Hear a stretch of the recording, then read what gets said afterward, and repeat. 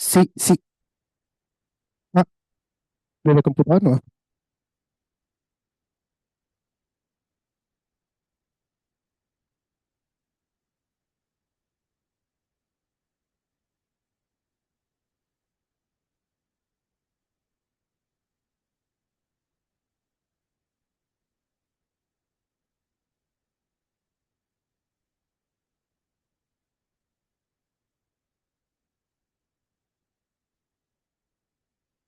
Vamos.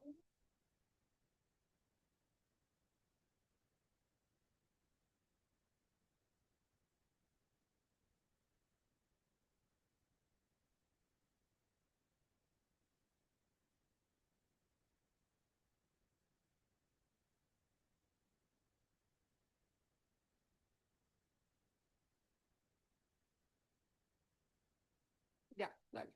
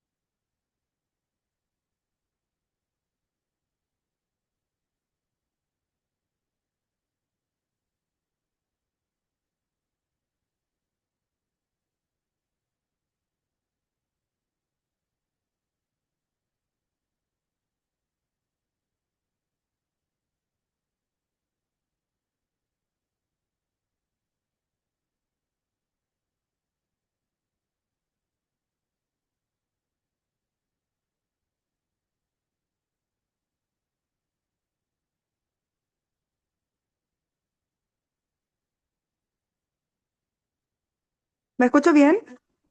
Sí. Sí, claro. Maca, habla por el micrófono para poder saber. Es que yo no te estoy escuchando, por eso.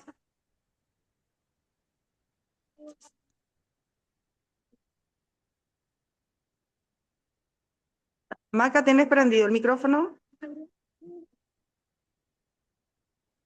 ¿Me escuchan los conectados? Gonzalo, Ahí recién. Sí, perfectamente. ¿me escucha? Bien.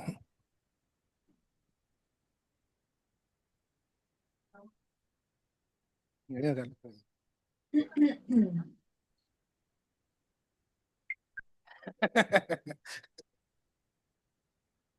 aparecemos en la cámara, ¿no? No, no me veo en la cámara. No. La gama pasarela en la... A ver, yo te voy a ir aquí. Acá. No, la importante es literal es... No, la presentación. Todo eso. Pero la presentación sale en pantalla compartida, ¿pues? No, la voy a dejar aquí. Aquí, pero más allá. No, no se olvida de la presentación que está compartiendo ya. Pero parte del paciente. Claro, entonces ya tienen acceso a la presentación sin necesidad de la presentación. Nosotros nos vamos a ver acá. Claro, cuando ya si yo. Pero ahora ya no Ah, me puedo caer y solo van a ver acá. bueno, pueden ver perfectamente. Ya. Ya. Ah, sí, hay emocionante. El tema del portero es que cuando te yo tengo que tomar un control del portero para poder mundial. Y después te lo devuelvo y ahí continuamos, porque si yo tengo ahí tengo un Ya, igual, la Nami, ella es una señora sabe de como del cambio que apoya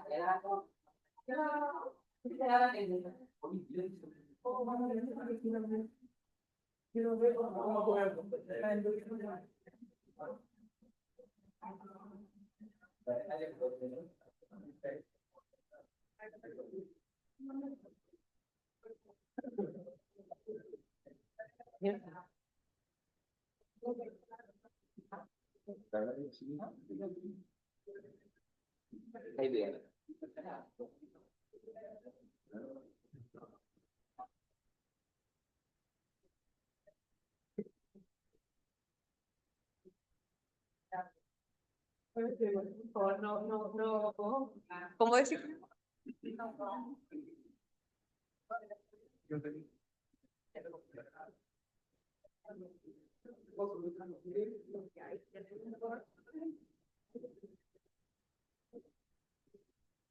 Ya, ¿y cómo se pasa con este? Mira, con este lo pasas hacia los lados y con este pasas en el centro. Ah, la ¿verdad? Ya.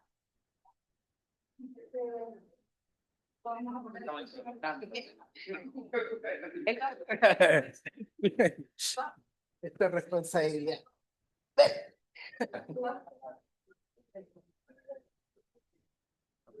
Yo hago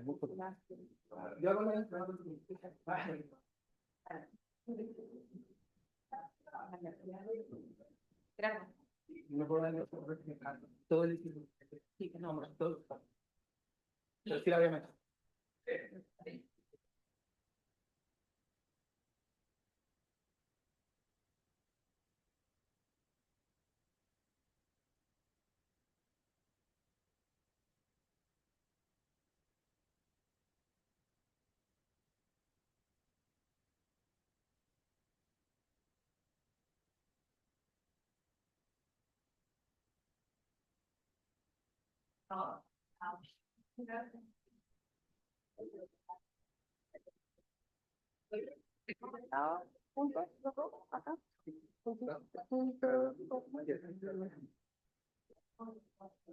No digo que nos tornamos, es un sistema.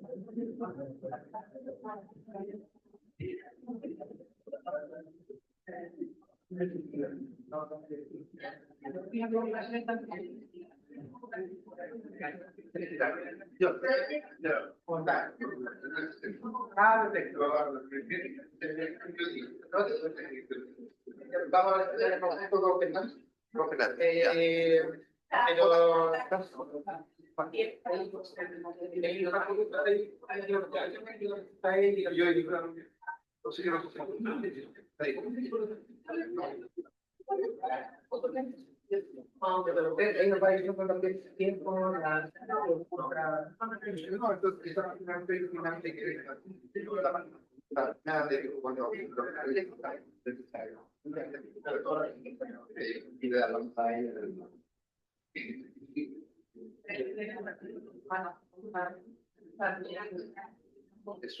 Muy bien. Fernanda Hernández.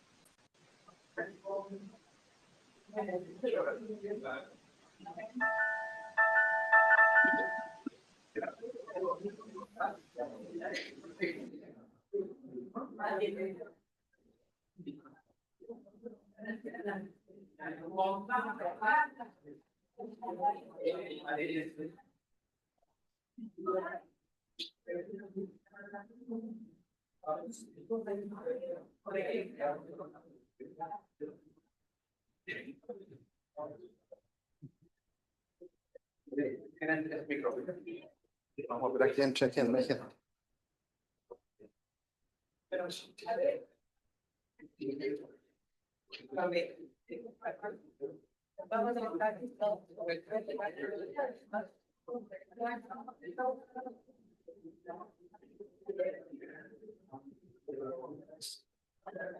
Voy a hacer un comentario.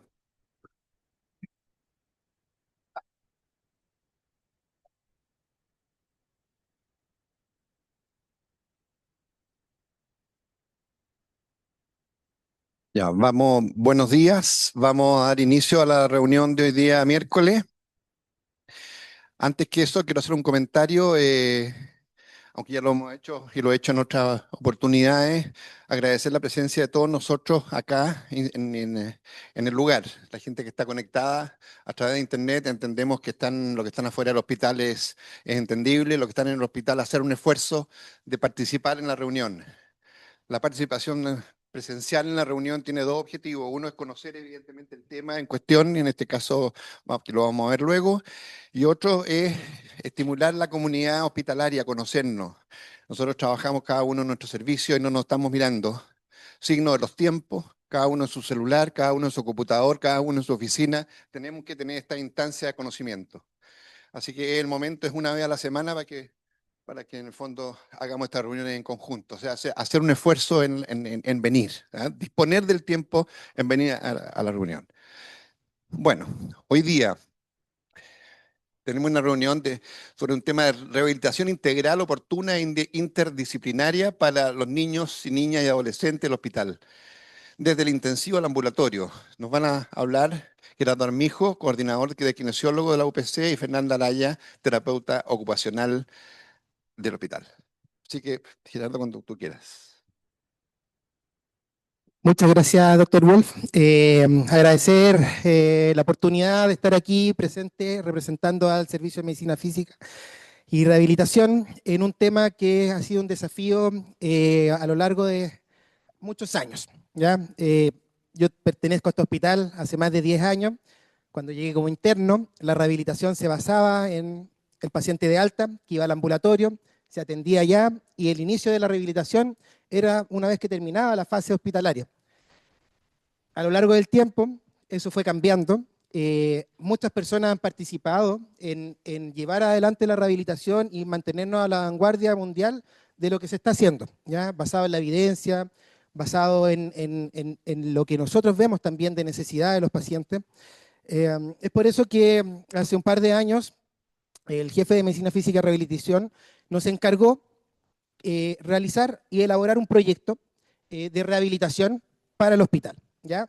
Este lineamiento no fue solamente idea de él, viene y fundado un poco en algunas estrategias ministeriales que vamos a comentar.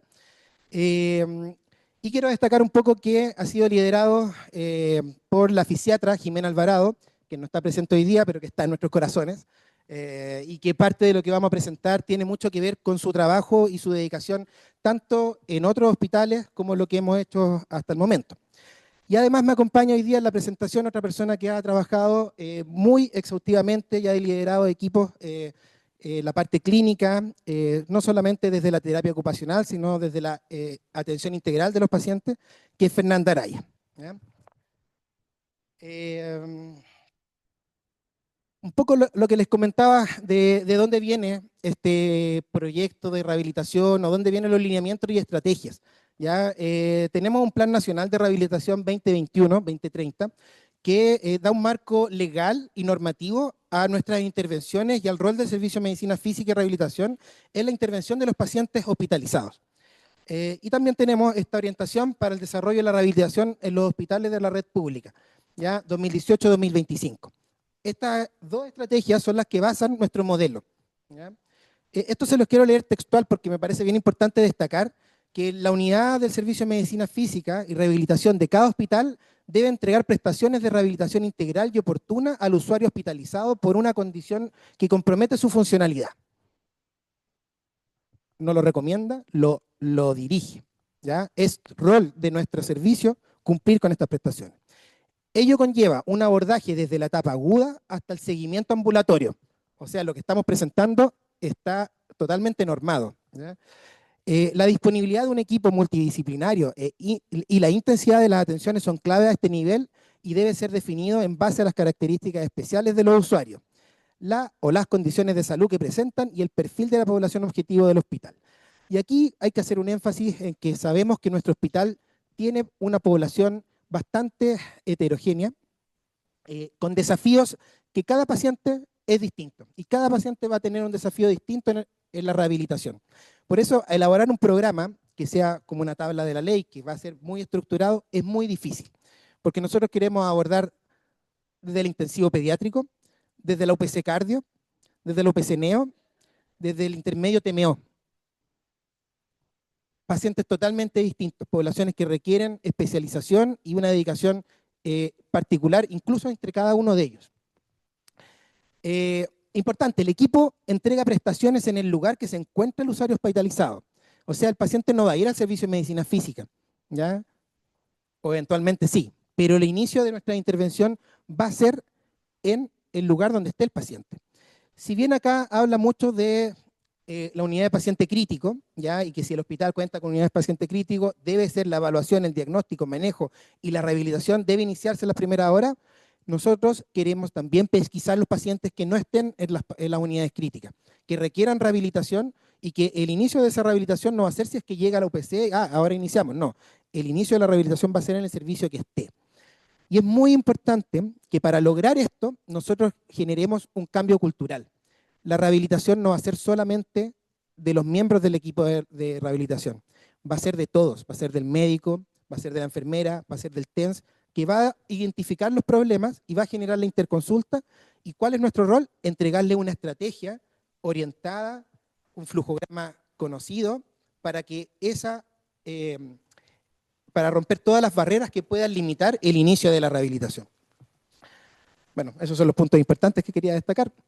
Un poco también en este marco legal, los lineamientos nos marcan a que a mayor complejidad del establecimiento hospitalario, se dé más prioridad a dar respuestas a las necesidades de rehabilitación de los usuarios hospitalizados. Una estrategia que está llevándose a cabo, que está siendo parte de lo que estamos realizando, pero asumimos la responsabilidad de atender a los pacientes que están hospitalizados. Ese es nuestro desafío hoy. La rehabilitación en fase aguda, ya obviamente que cuando antes intervenimos, disminuye la media de estadía, permitiendo un uso más eficiente de las camas y los recursos financieros. Entonces ahora vamos a estar hablando de la rehabilitación, pero con un punto de vista de gestión, de que nos van a dar números, nos van a dar resultados, nos van a dar menos días cama, menos costos. ¿Ya? Es muy importante destacar que esto, además de ser un beneficio para los pacientes, que vamos a mostrar todo lo que trae esto en la funcionalidad, en la calidad de vida, también trae un beneficio al sistema, al ahorro y a la optimización de los recursos que podemos generar. Esta línea estratégica que abarca un poco aquí, habla del servicio de rehabilitación, nos pone desafíos, ¿ya? Iniciativa Rehabilitación Multidisciplinaria en UPC, ¿ya? Que fue un poco como partió esto, ¿ya? La expansión de la rehabilitación en GES y la consultoría en rehabilitación. Y tenemos como indicador de que esta línea estratégica al 2030 se logre cumplir, primero, como el número de hospitales con unidades de pacientes críticos que cuenten con prestaciones de rehabilitación multidisciplinaria. Y me atrevería a decir que esto, que tiene objetivo 2027, nosotros 2025 lo estamos realizando. ¿Ya? Podemos, cuando vengan del ministerio a preguntarnos cómo estamos aquí. ¿Ya? Ahora, en esta misma línea estratégica, para agosto del 2030, lo que se busca es que el número de protocolos de rehabilitación implementados por prestadores en convenios por los números de protocolos de rehabilitación comprometidos. Nosotros tenemos que llegar con un protocolo, ¿ya? No solamente nos podemos quedar en las atenciones que estamos realizando, tenemos que entregar un proyecto, un programa integral que dé lineamientos avalados por calidad, conocidos por todo el hospital, y que van a ser, obviamente, el punto a donde nosotros estamos apuntando con estas intervenciones. ¿Ya? La intensidad de las atenciones dentro de las distintas fases.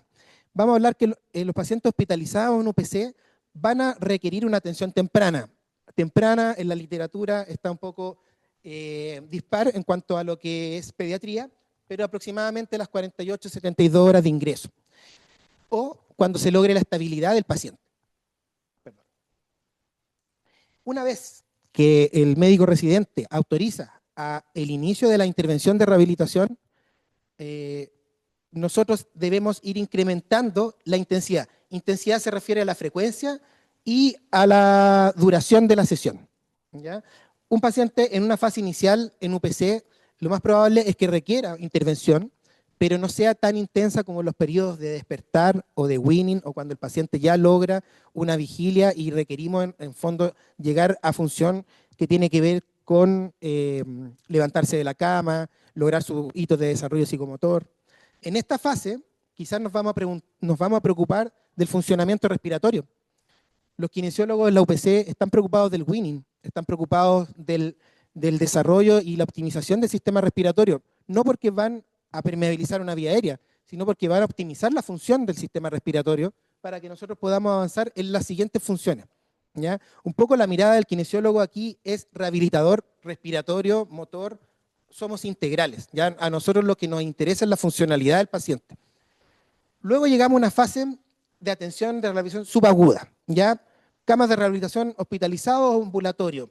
Y aquí llegamos a una meseta. Pero ¿qué es lo importante de esto? Es que hay una continuidad.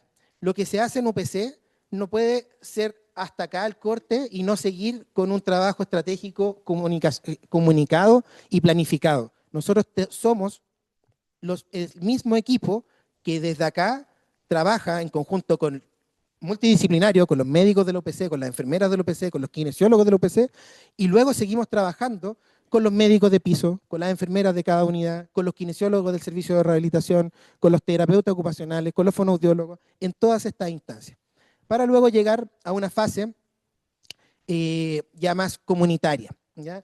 Que esto es muy basado en adultos, rehabilitación base comunitaria, y uno queda con la sala ERA, un poco lo que se hace en atención primaria, y hoy en día la estrategia es implementar salas de este tipo para pediatría, ¿ya? En el fondo aquí tenemos el trabajo que hay que hacer continuo, y demuestra en este gráfico las intervenciones que debemos mantener para tener éxito. Voy a dejar con ustedes ahora un poco a Fernanda, que les va a hablar del perfil y las diferencias que tenemos con el adulto y el pediátrico.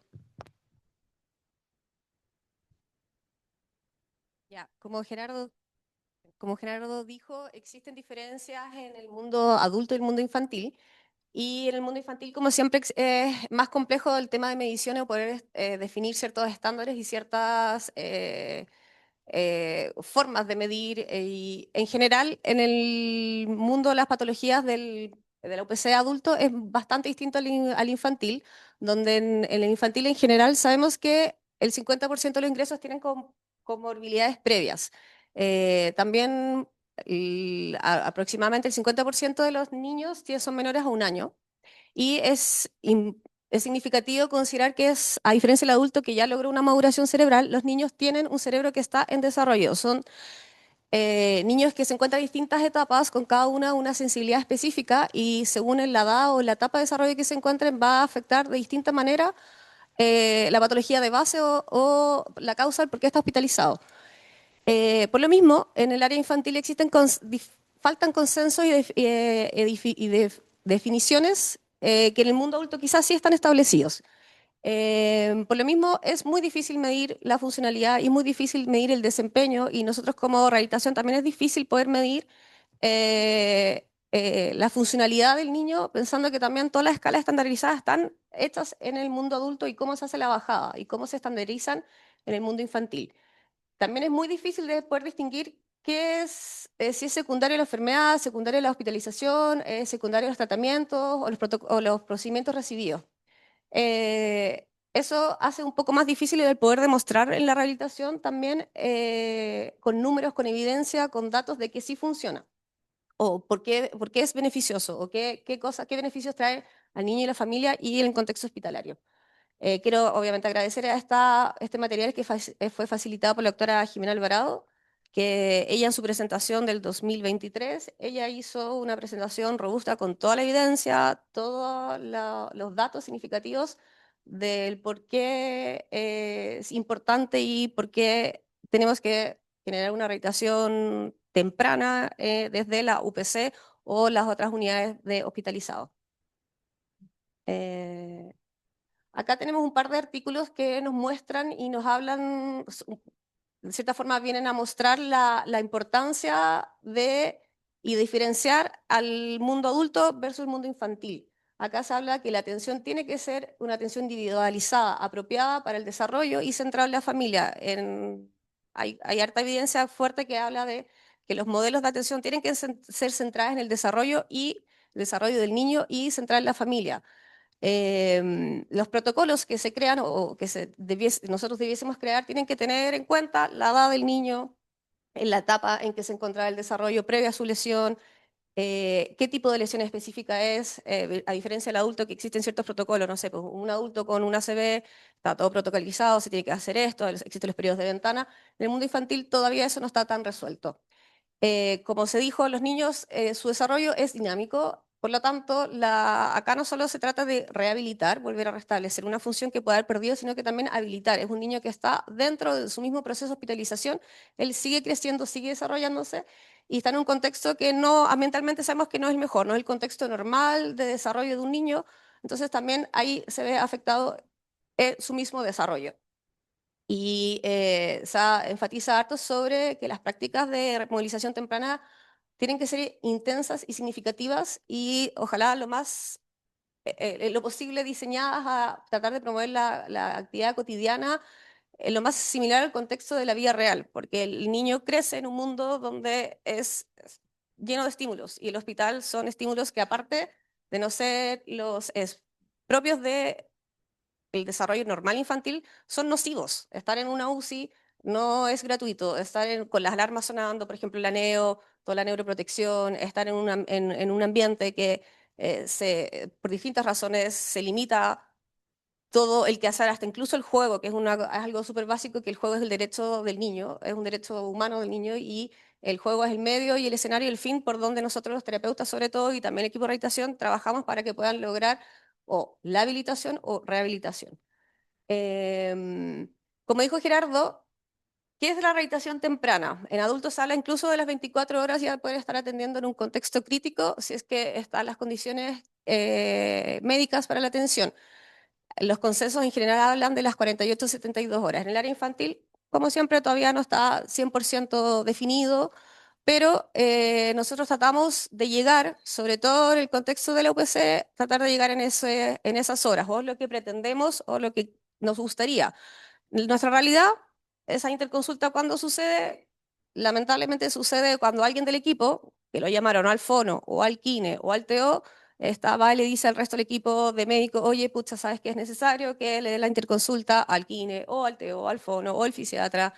Y muchas veces, a veces eso depende también de qué médico en distintas unidades esté. Hay unos médicos que están más familiarizados con la rehabilitación y otros que no. Entonces ahí también es como la cultura de educar, o también nos pasa que es un niño que está, no sé, en segunda infancia, o sea, perdón, en lactante, que es una unidad que está mucho más familiarizada, la rehabilitación ha sido mucho más, hemos logrado quizás meternos un poquito más, y de repente pasa a la UPC y hay que pedir la interconsulta. Este niño ya estaba en un tratamiento, ya estaba con sus atenciones, lo importante es poder mantener la continuidad. Quizás a lo mejor no va a ser el mismo tipo de tratamiento más activo, quizás tenemos que velar por otro tipo de cosas, que a lo mejor más en la línea preventiva, si es que se complicó, pero igual se puede seguir trabajando. La rehabilitación tiene que seguir dándose. Acá específicamente este es un Scope and Review donde toma en cuenta todos los estudios que se hicieron sobre la rehabilitación temprana. Podemos ver muchos y son como en general los principales autores que están enfocados en investigar sobre la movilización temprana y sobre la rehabilitación en contextos de UPC pediátrica. Vamos a enfocarnos en la respuesta a la movilización temprana, y los resultados fueron que mejora la fuerza muscular respiratoria y periférica. La rehabilitación temprana incrementa los días libres de ventilador, es decir, puede llegar a reducir los momentos, o sea, los días que una persona está ventilada. Hay un estudio que era específico de miembro superior que muestra que se incrementa significativamente la funcionalidad de miembro superior. La movilización temprana logra reducir la estancia hospitalaria, no solamente en el contexto UPC, sino también los días de estadía en el resto de las unidades hospitalarias. Hablaba de hasta un 35%, que no es menor. Mejora la movilización temprana, mejora la movilidad, y incluso se muestra que es seguro poder caminar con pacientes que se encuentran ventilados, ya sea invasivo o no invasivo. Cuando existe rehabilitación temprana en un contexto de UPC, se logra mejorar la funcionalidad en la instancia de UPC, donde en una UCI no es normal que los pacientes logren la marcha. Y acá se muestra que hay un 28% de los pacientes en la UCI, no UTI, UCI, pueden lograr marcha, incluso ventilados. Lo más importante, o lo que queremos transmitir, que es seguro, es viable, e incluso esa seguridad y es factible que se pueda hacer incluso con sesiones de alta intensidad y durante la movilización. En la seguridad tiene que ver uno de nuestros principales limitantes, no de nosotros como equipo de rehabilitación, sino el miedo de muchas veces los tratantes, los médicos. Está recién estable, acaba de salir de las drogas vasoactivas, lo acabamos de extubar, no es el momento, qué sé yo, y muchas veces tienen razón, pero muchas veces también tiene que ver con los miedos y sesgos en relación a la atención temprana, a la rehabilitación precoz en contextos de UCI. También se vio que mejora la movilidad y deambulación en niños mayores de 3 años. Lo que queremos transmitir es que la movilización temprana en pacientes pediátricos en la unidad de cuidados intensivos pediátricos genera beneficios, mejora la movilidad, reduce las instancias hospitalarias, no solamente en UCI, que también generalmente las UCI son las en términos de costos son lo que genera más costos y también puede ser positivo para el hospital. Reduce las instancias hospitalarias, es difícil que un niño de UPC se vaya de alto al tiro, sino que pasa por otras unidades de menor complejidad. Y sobre todo reduce la menor necesidad o días de ventilación o invasiva, y lo más importante es seguro. Se comprobó que es seguro. Los beneficios son como están ahí versus los índices de seguridad, pequeños incidentes. No, si uno pone en la balanza no se justifica. O sea, hay que promover, hay que avanzar hacia esto. Bueno, el paciente sobrevivió a la UCI. ¿Qué pasa? Sobrevivir a la UCI en el mundo adulto y en el mundo infantil no es gratis. O sea, si alguien sobrevivió a esto, también probablemente muchas veces va a llevar consecuencias o secuelas. Se habla mucho en el mundo adulto, también en el mundo infantil, de los síndromes de atención post-cuidados intensivos, los famosos PICS. Una definición muy simple son nuevas o un empeoramiento de las discapacidades del estado del estado de salud física, cognitiva, mental, que surgen después de una enfermedad crítica y después de una hospitalización prolongada. Esto quizás en el mundo adulto se visualizó mucho como el lado positivo de la pandemia, fue el boom de la rehabilitación, se visualizó lo significativo que es la rehabilitación, y quizás lo que suena más a todos y nadie se cuestiona es lo que hablan del long COVID, que se ve que gente sana, adulta, sin patologías previas, que tuvieron COVID, muchos presentaron hasta incluso 2 años después, dificultades en los aspectos cognitivos, al famoso brain fog, desacondicionamiento físico, que todo eso interfiere en la calidad de vida y la funcionalidad y la participación social. Y sobre todo genera estrés postraumático. Eso no solamente lo lleva el niño, sino también la familia. No es solo el niño el que sufre, el niño no es un ente solo, está sujeto en su subjetividad, que es su familia. No, el niño no sobrevive solo, tiene una familia, y ese estrés postraumático no solamente es del niño, sino también es de la familia. De nuevo agradecer a la Jime, nuestro médico fisiatra líder aquí, sobre todo en el proyecto de UPC, que nos facilitó esta diapositiva.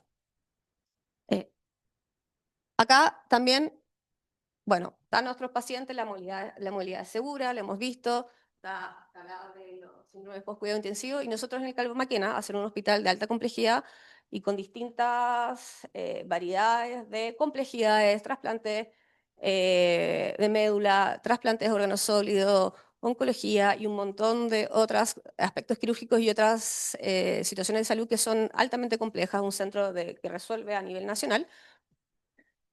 Eso, por un lado, conlleva que tengamos pacientes que son críticos crónicos, y esos pacientes críticos crónicos también se ha visto que se pueden ver beneficiados de una intervención temprana y una rehabilitación temprana, movilización temprana y todos los otros aspectos que conlleva de una rehabilitación. En estos pacientes también se ha visto una mejora en la sobrevida, o sea, estos pacientes que los que son críticos crónicos, estar más tiempo en la UPC obviamente genera mayores desafíos. Tienen estadías prolongadas y presentan mayores secuelas funcionales, que eso es un poco esperable. Pero incluso con estos tipos de pacientes crónicos, también la movilización temprana y la rehabilitación logra generar resultados favorables en su calidad de vida y en su funcionalidad. Quizás a lo mejor nunca logren su basal, o su basal ya es mucho más bajo lo que nosotros conocemos como funcionalidad típica. Doy paso a Gerardo. Gracias, Feña. Vamos a continuar un poco luego de este robusto marco teórico y de las bases que sostienen el modelo de rehabilitación. Vamos a hablar un poco de la elaboración del proyecto que estamos llevando a cabo. Hace algunos años atrás era difícil encontrar evidencia en pediatría sobre la movilización temprana y los protocolos de rehabilitación. Había mucho de adulto, de hecho se incorporaron tecnologías y pautas establecidas, que en la época del COVID fue el máximo apogeo, y creo que hicieron un salto de calidad también en la rehabilitación en las UPC de adultos por la pandemia. Pero como mostraba Fernanda, desde el 2016 a la fecha hay por lo menos 10 artículos que no solo son metaanálisis, sino que son estudios randomizados que muestran los beneficios y el impacto que esto tiene en los niños. Y por eso ahora nosotros traemos una propuesta basada en la evidencia, no subjetiva, sino que recopilando la mayor información posible. Y nuestro objetivo general con el proyecto es establecer un modelo de atención de rehabilitación integral, interdisciplinario y oportuno, basado en la evidencia actual, implementado durante la hospitalización desde la unidad de paciente crítico, le vamos a sacar pediátrico porque va a ser desde de la unidad de paciente crítico, o la unidad en que se determine su ingreso, hasta la atención ambulatoria o con la conexión con la red.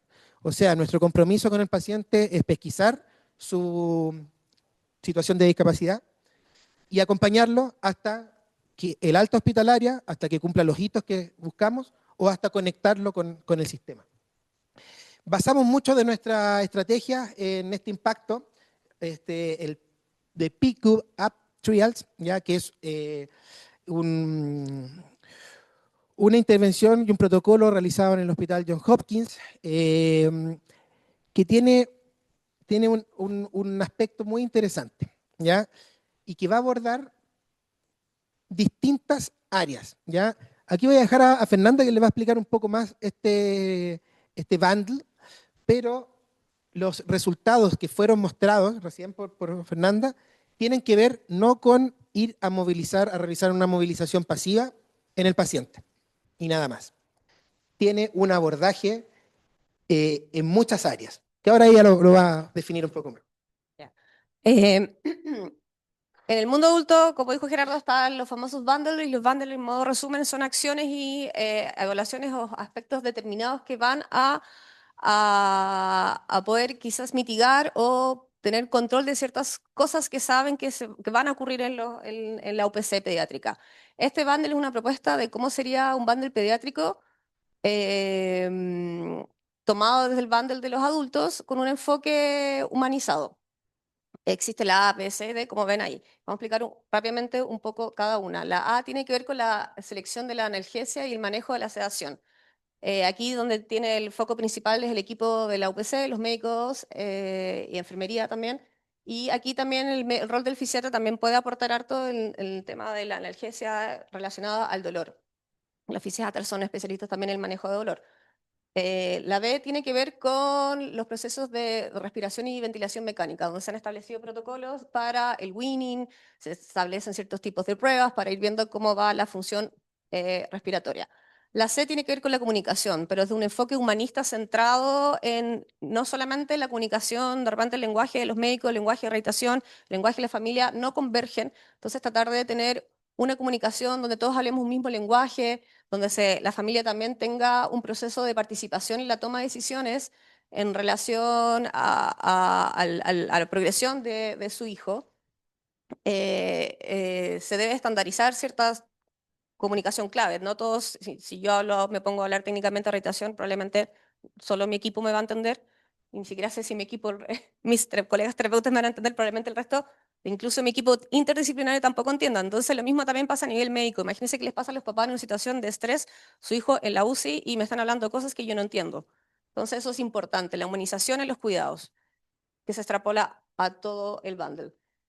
La D, es muy importante, el manejo y monitorización del delirium. Se sabe que el delirium tiene, que alguien tenga delirium, se habla de mayor comorbilidad, mayor tiempo en las estadías hospitalarias, incluso de morbilidad.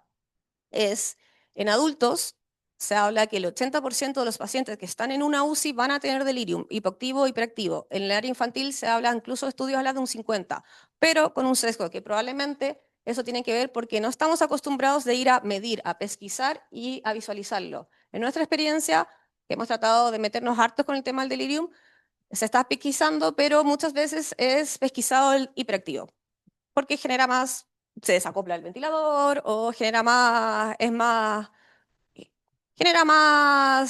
más visible, por decirlo de alguna manera.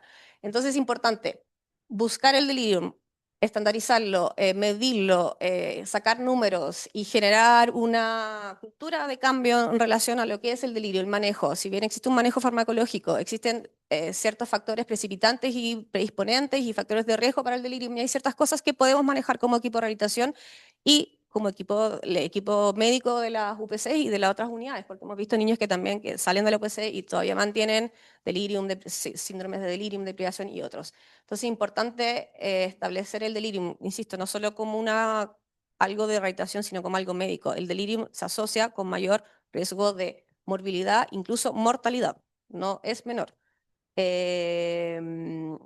Y obviamente educar a los padres en el proceso de la pesquisa y también en cómo tratarlo. La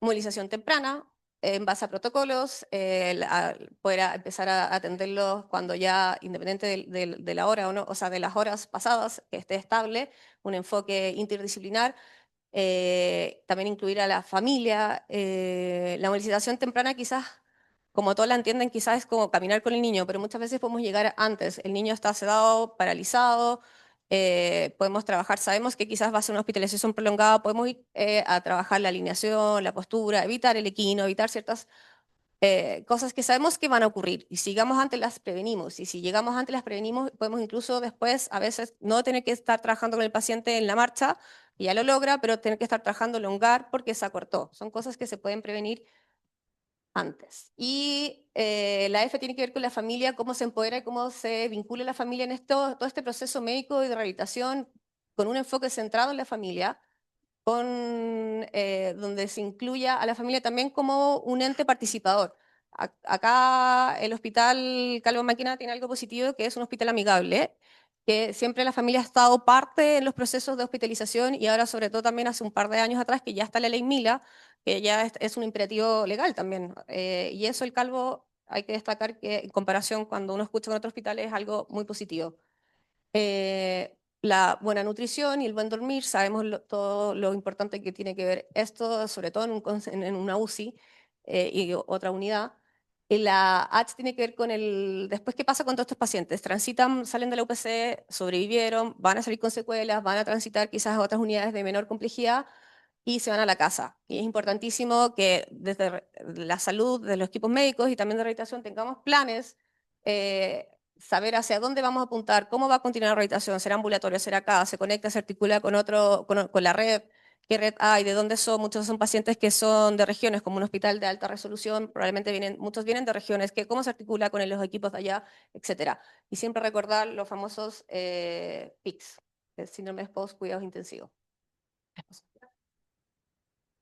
Eh, Nosotros con Fernanda trabajamos en dupla. Esta presentación la estamos haciendo así, pero así también trabajamos con los pacientes. Vamos a atender de este modelo como interdisciplinario, transdisciplinario, en que nos superponemos no solo en la presentación, sino también en nuestro quehacer clínico. El desafío es grande. Ya los bundles que mostrábamos ahí recién para una dupla kinesiólogo-TO es demasiado poder abordarlo. Pero tenemos las ganas, tenemos la convicción, sabemos que es el camino, y esta reunión también nos sirve para agrupar más gente que esté en esta línea, ¿ya?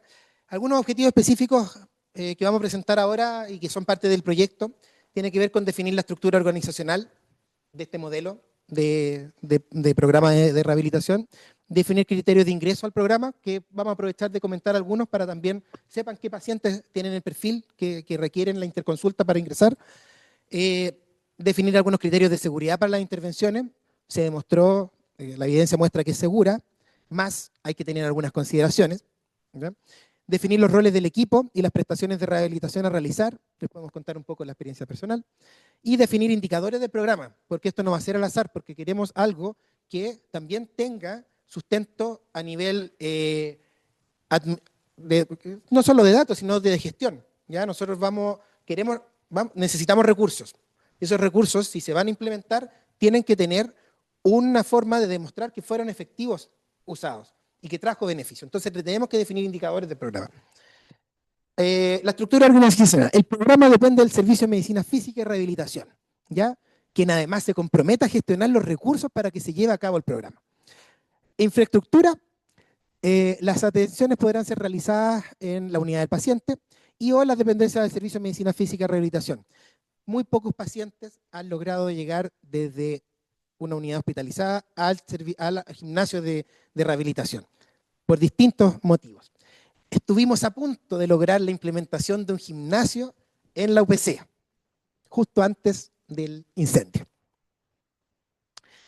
Pero estamos recuperando nuestra normalidad y quizás es nuevamente una estrategia y un objetivo que vamos a apuntar, lograr tener un espacio para poder sacar al niño de la unidad tirarlo en una colchoneta, lograr su funcionalidad, trabajar en dupla, lograr un espacio de, como vemos acá, de intervención, que por norma IAS también es complicado sacar un paciente de la UPC hasta el gimnasio de medicina física, que también está lleno todo el día y que tiene pacientes que vienen desde afuera.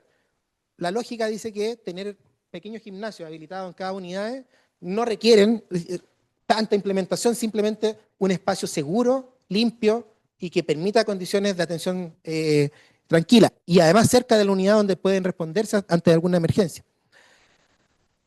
Requerimos equipamiento. Ya aquí hablamos un poco de la Motomed, ya un instrumento que permite la movilización pasiva de los pacientes, ventilado, que reemplaza a un kinesiólogo que tiene que estar 40 minutos movilizando una extremidad inferior. O sea, el recurso de tener un kine 40 minutos dejando de hacer el resto de las atenciones versus un equipo que está diseñado para esto, ya habla de optimizar recursos.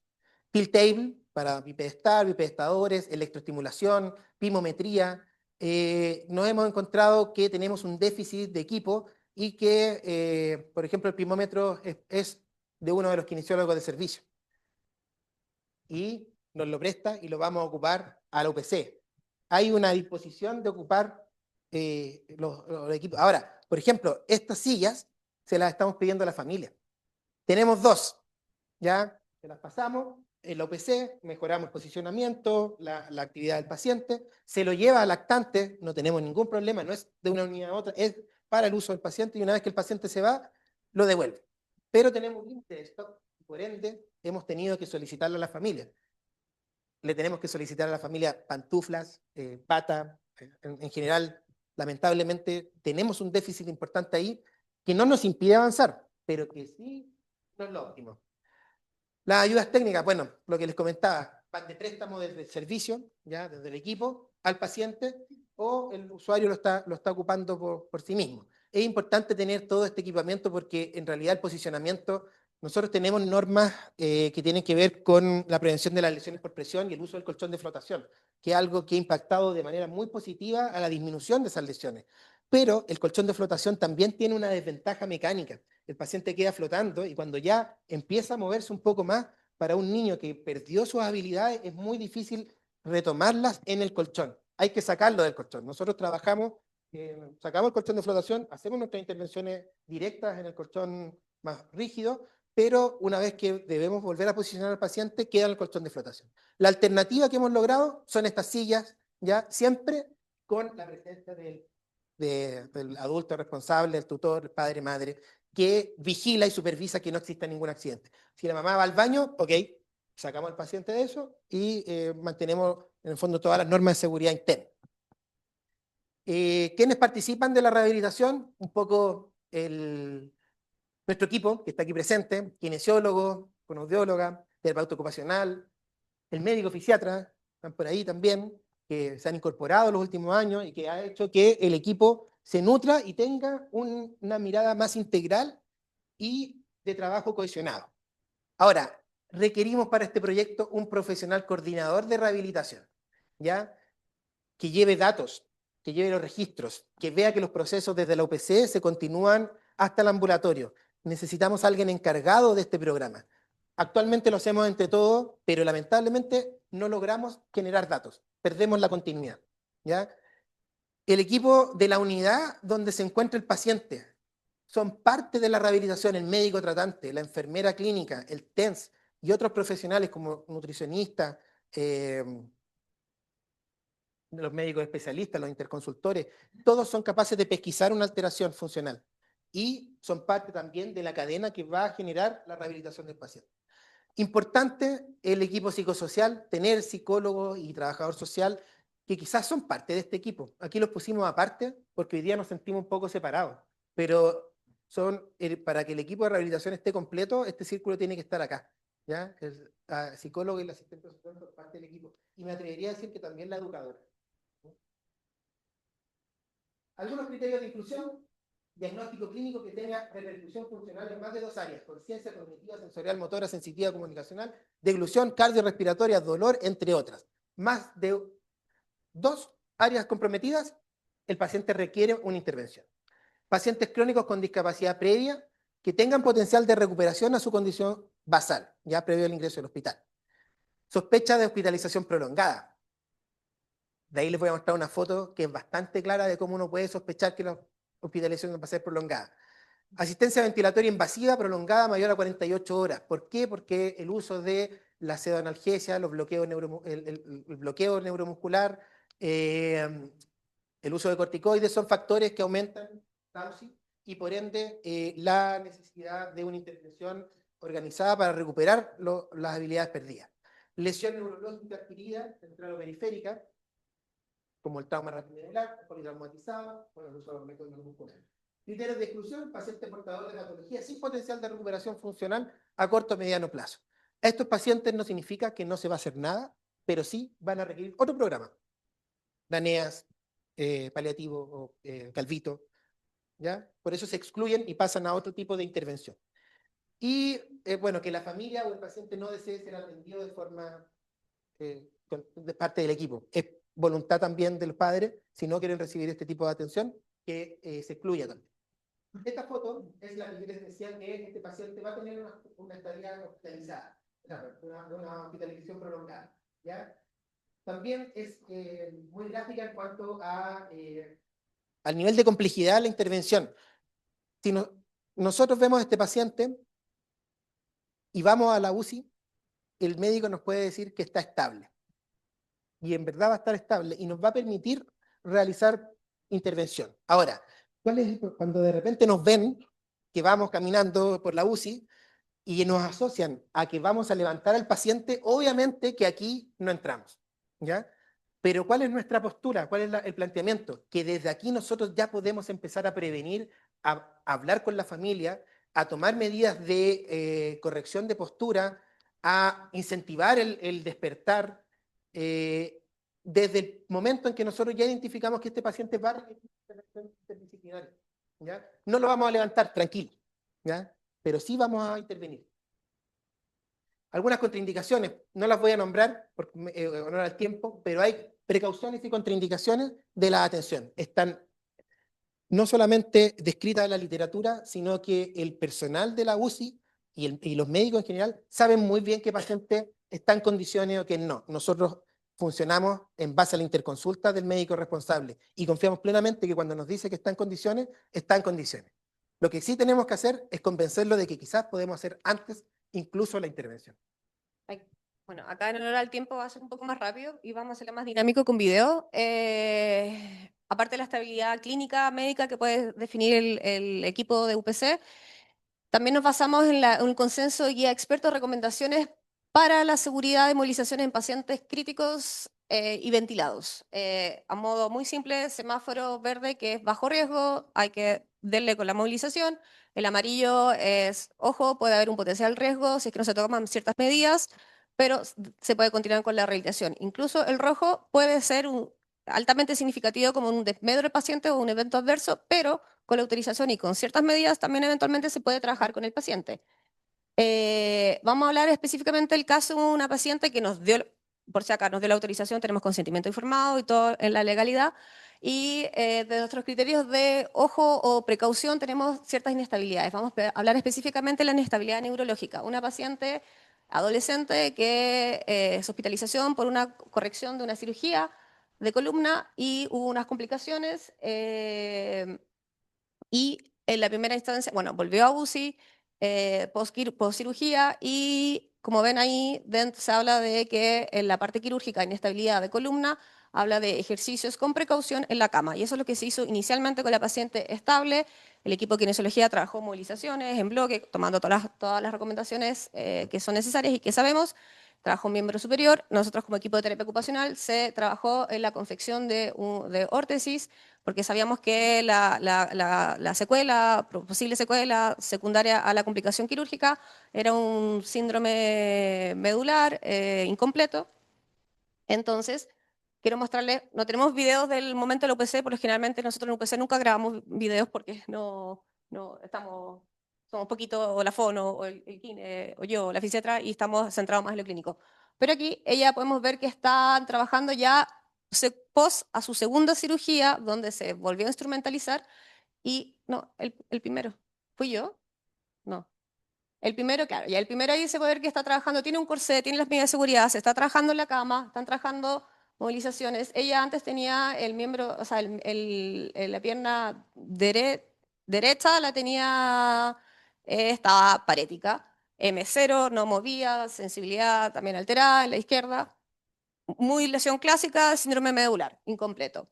Trabajando con medidas en cama, precauciones. Segundo video tiene que ver con ya ahí, con las terapias ha ido mejorando y pueden ver que se está trabajando, ahí está la Dani, terapeuta ocupacional, con la Kine grabando, están trabajando transferencias con apoyo hacia anterior y pueden ver en la pierna ahí derecha que tiene una órtesis, que si bien esa órtesis no es para pararse, pero cumple su función de estabilidad. No hacemos órtesis para pararse porque no tenemos el material, solo la hace el Línea Repack y Teletón, por si acá.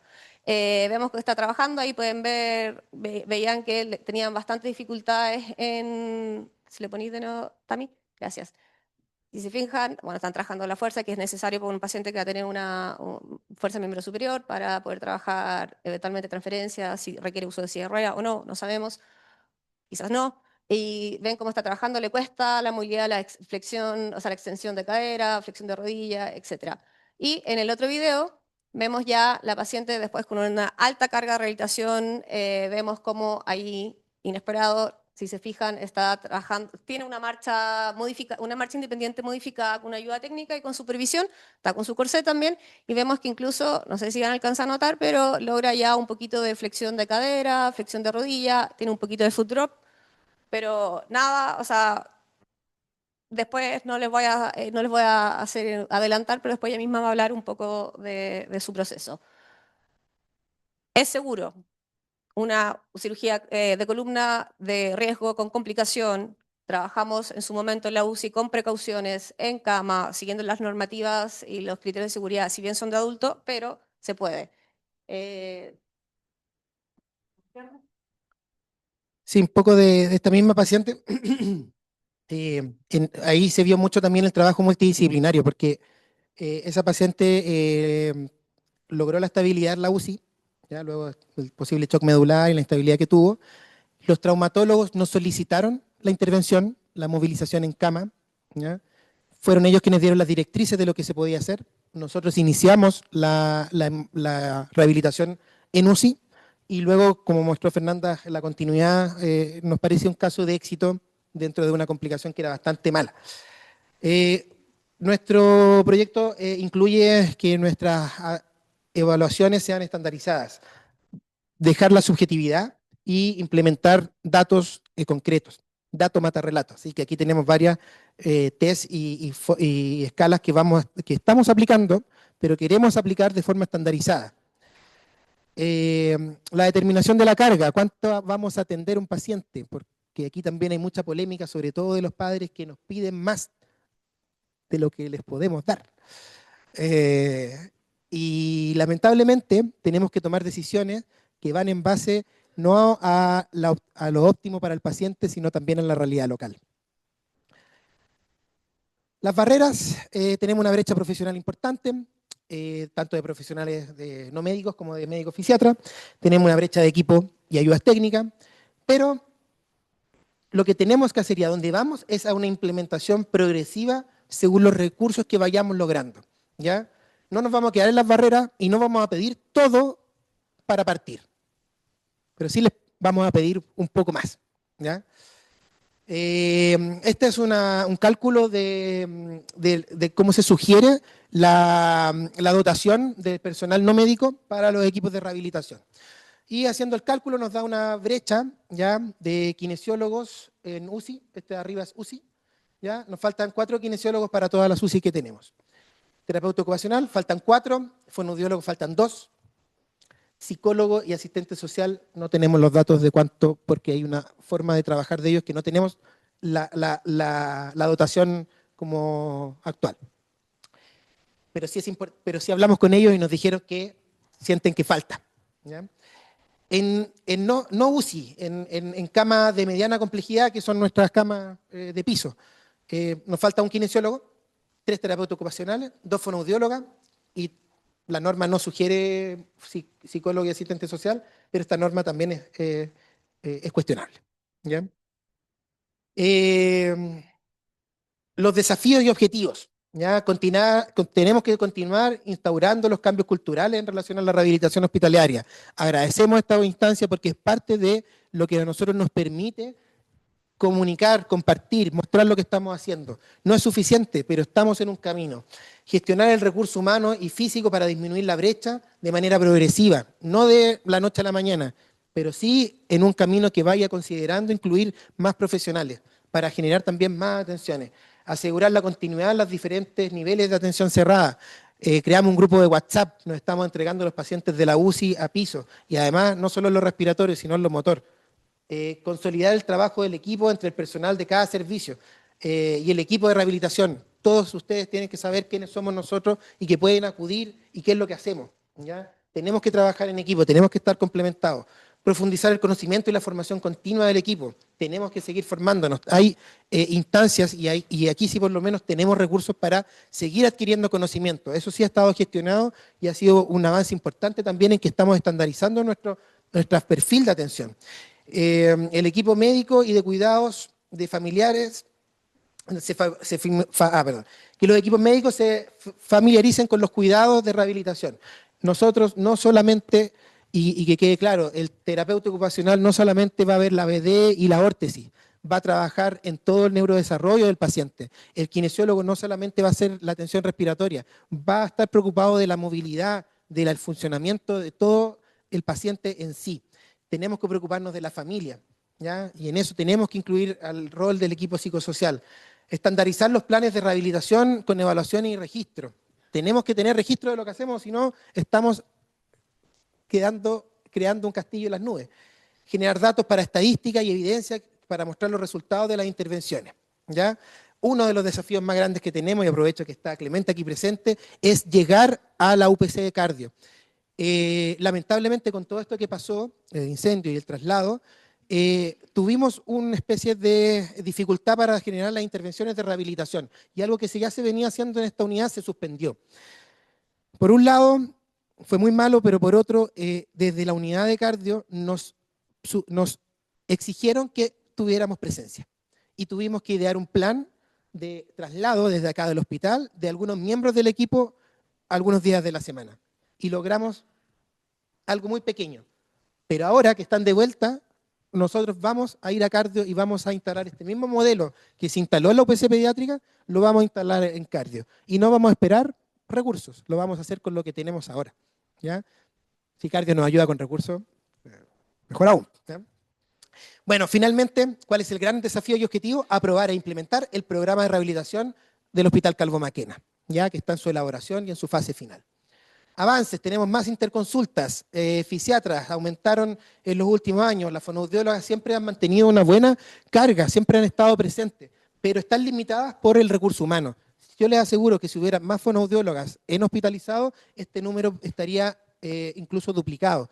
Neurokinesiología, hace los periodos desde el 2022 hasta el 2023 no teníamos neurokinesiólogos en UPC. Empezaron a implementarse por una necesidad de un perfil más específico. No quiere decir que los kinesiólogos de la UPC no hagan rehabilitación, o que el kinesiólogo de piso tampoco haga rehabilitación, o que no se hiciera antes. Este trabajo es más específico, ¿ya? Las terapeutas ocupacionales, bueno, son las que más han tenido presencia y aumento de las intervenciones en la UPC, ¿ya? Y eso se ha visto, y no es porque hay más terapeutas ocupacionales, ¿ya? Eso quede claro, el personal ha sido el mismo acá. Lo que cambió fue la interconsulta, la necesidad.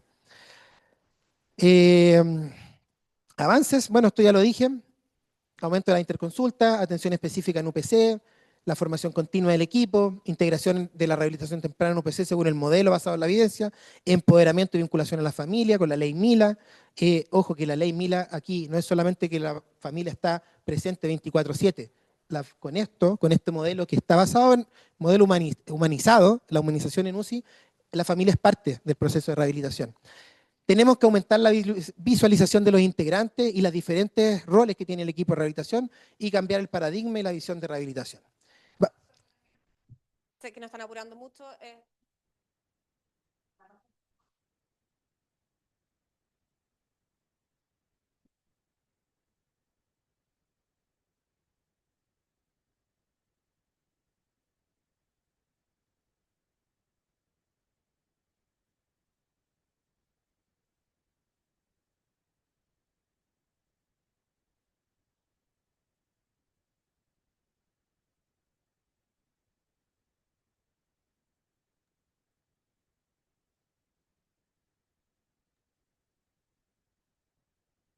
No se escucha,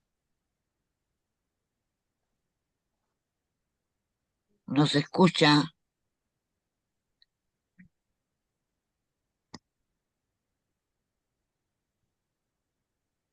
Lo sabemos, Isabel, no podemos hacer algo distinto.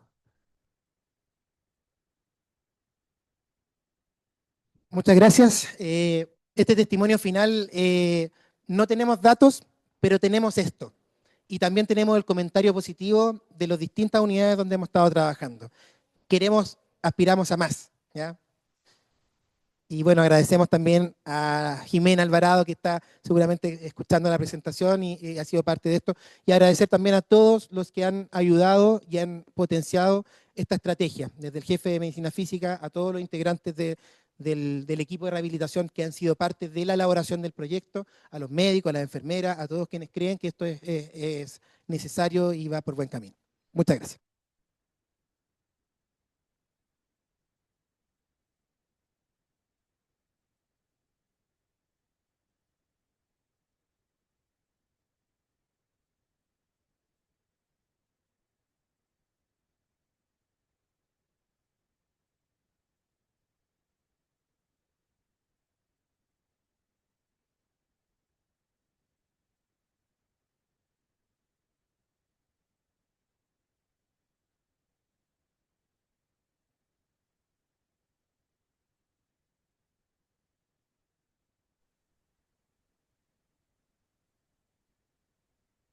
No se oye el audio del doctor Wolf.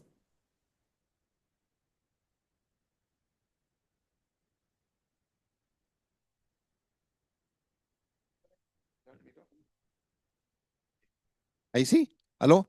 Ahí se habla, ahí se oye. Sí, perfecto. Ya, gracias, doctor. Bueno, estaba diciendo que ahí estaba todo el equipo conformado acá, evidentemente, en primera línea, están apoyando esto y el entusiasmo que están transmitiendo y el conocimiento que nos están dando de este trabajo paralelo a lo que es la intervención médica misma del enfermo. Un paciente que en el fondo ve interrumpía su vida, su vida de desarrollo como niño por una enfermedad, ¿no es cierto? Y que está un equipo entero preocupado para mantener funcionalidad, no solamente en la recuperación de la enfermedad, sino que otras funcionalidades. El concepto de rehabilitación que se aporta a la cosa que se enfoca al adulto, que tiene que rehabilitar habilidades que tenía, pero el niño no solamente tiene que rehabilitar, sino que tiene que habilitar. ¿No? Porque el niño se está habilitando en la vida frente a la vida y esto se ve interrumpido por la enfermedad. Entonces es un concepto interesante. ¿Ah? Son dos pegas. ¿Ah? En el adulto es una. Complicada, pero bueno, pero es una. Bueno, eso son o sea, una de las cosas que retuve de la estupenda presentación de ustedes. No sé si hay comentarios aquí en el auditorio, si no, antes voy a leerlo del doctor Banfi. Excelente trabajo y presentación de él. Felicitaciones. Como es nuestra experiencia de integración con el colegio hospitalario en el proceso de rehabilitación de los escolares. Muchas gracias, doctor, por la opinión. Eh, ¿Se escucha? Bueno, en primer lugar, felicitar al equipo por sistematizar el trabajo que realizan y por motivarnos también a descubrir que hay nuevos horizontes, que hay avances también. O sea, claramente se nota la mayor presencia del equipo de rehabilitación dentro de los últimos años. Yo llevo años acá igual desde internado, beca, etcétera. Y cada vez se nota más la presencia y el trabajo que ustedes realizan. Y también que nos nutren desde sus conocimientos en lo que significa la rehabilitación para los pacientes. Dentro de todo, eh, felicitar, pero también quiero comentar dos brechas que observo que tienen que ver con que la rehabilitación no es solamente responsabilidad del equipo de rehabilitación, sino que también del resto del equipo. Invitar principalmente soy pediatra, entonces a los pediatras y obviamente al resto de los estamentos también de siempre preguntar y nutrirnos, integrar lo que ustedes realizan dentro de la práctica diaria. Por ejemplo, si un paciente está previo al alta, saber qué le está haciendo el kinesiólogo, si está aspirando secreciones, maniobras de movilización, si es que está preparando el alto, como capacitando si es que es un paciente que es transferible a APS, si requiere alguna derivación a centro de rehabilitación. Por nuestra parte, creo que nos falta también preguntarles siempre a ustedes en qué están dentro de la rehabilitación.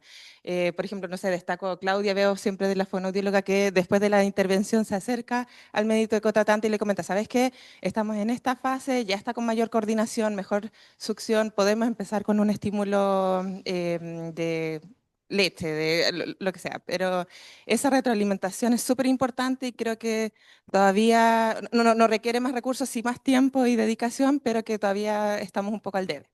Y lo otro, comentar que, bueno, comentaron como la brecha en cuanto a espacio físico, sabemos que existe eso como por parte del hospital, pero quizás también nos falta más dentro de IAS, el equipo médico, estamentos de enfermería, ver algunas adecuaciones que se refieran a la prevención también de algunas complicaciones dentro de la rehabilitación. Por ejemplo, tenemos pacientes que caminan en lactante, en segunda infancia, en distintas unidades, hospitalizados que están dentro de su box de atención y no salen mucho y están a veces meses hospitalizados y claramente eso finalmente va a llevar a consecuencias. Esos eran mis dos comentarios y también tengo una pregunta respecto a los criterios de ingreso que comentan que excluyen a los NANEAS. Puedo imaginar la razón de excluirlos. Igual quiero saber por parte de ustedes cuál es el criterio para eso, pero también enfatizar que yo creo que si hay una recuperabilidad, son pacientes que tienen un basal distinto probablemente, pero que el basal ante una hospitalización, especialmente en una unidad de paciente crítico, se deteriora, o sea, tienen otro basal que se deteriora y que sí tienen una recuperabilidad probablemente a su basal previo muchas veces. Entonces, quería saber como si van a incorporarlos en algún momento y ¿por qué actualmente se excluye? Sí, Gracias. es el paciente crítico crónico. Ese es como nuestro paciente crítico crónico. Actualmente hay ciertos pacientes que estamos atendiendo igual. Quizás cambia el tipo de intervención. La idea es que un programa pueda abarcar todos los pacientes, no deberíamos excluirlos. O sea, eso es súper segregador, o sea, excluimos eso, creo que va en contra de todos los principios de la rehabilitación y sobre todo también los terapeutas ocupacionales. Pero la idea es que este nuevo modelo de rehabilitación pueda abarcar todo, pero hay que partir, quizás son otros tipos de enfoques de intervención. Hola, soy María José Espinosa, fisiatra, más o menos nueva aquí. Yo creo que por eso se malinterpretó porque no es que no los vayamos a atender, sino que la línea de trabajo con esos pacientes que son previamente nuestros es otra. Ya, pero no es que no se vayan a atender, los vamos a excluir de la atención ni nada, sino que no es este programa, sino que otro tipo de flujo el que vamos a utilizar. ¿Me expresé bien? Sí, sí. De hecho, yo quizás puse ahí ejemplo NANEAS, pero no es que todos los NANEAS van a estar excluidos, porque si hay un paciente que previo a su hospitalización retrocedió en su basal, sí es un criterio de inclusión. Pero si no tiene potencial de recuperación, el manejo no va a ser el transdisciplinario del equipo para buscar los objetivos, sino que tiene que tener una intervención quizás focalizada en confort, cuidados, mantención. No significa abandonarlo. Ya este es otro programa, pero es parte de. Quería comentar un poco de lo que decías del tema cultural y de la visión también médica de usted. En general, muchas de las barreras que salen descritas en la bibliografía tienen que ver con el personal médico de las unidades. Y nos hemos encontrado que muchas veces a nosotros en las unidades han sido facilitadores, que nos piden, que nos exigen, que nos llaman a hacer las intervenciones. Enfermeras, médicos, esto pasa mucho en cardio, ya que los médicos son los que más están interesados en muevan los pacientes, con todas las complicaciones que pueden tener los cardioperados, pero son los que más están buscando que nosotros intervengamos. Entonces, estamos en esa línea. Gracias por querer estar en